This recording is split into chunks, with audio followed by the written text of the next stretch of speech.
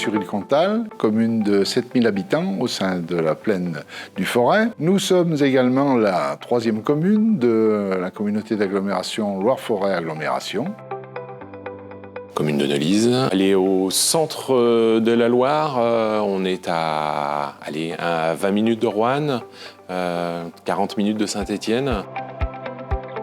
Nous avons été sollicités par le département pour l'expérimentation cybersécurité à travers la solution Detoxio. À première vue, ils ont rencontré une problématique. Ils se sont rendus compte que dans les mairies, c'était une catastrophe.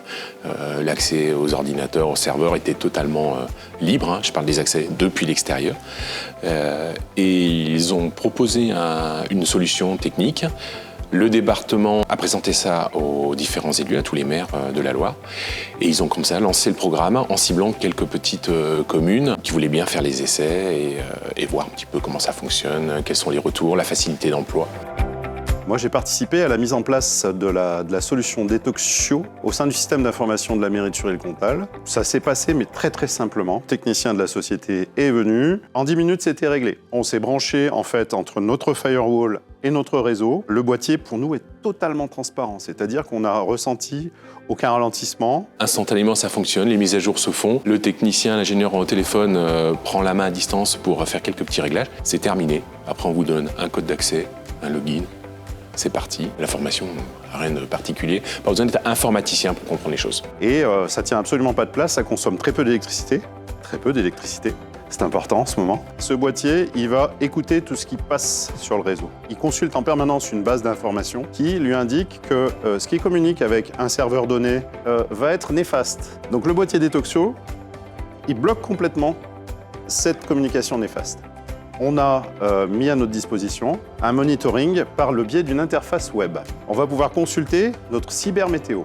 Et la cybermétéo, en fait, c'est la façon la plus simple que Serenicity, par le boîtier Detoxio, a trouvé de nous présenter l'état de notre réseau. C'est-à-dire quand on a un grand soleil, tout va bien, pas d'attaque, etc. Et plus on va avoir de tentatives d'attaque, de tentatives de connexion de serveurs malveillants ou autres, plus la météo va se dégrader. L'objectif, c'était 15 jours, 3 semaines à peu près d'analyse. Ça a été terrible. C'était même pas des nuages, c'était un orage terrible.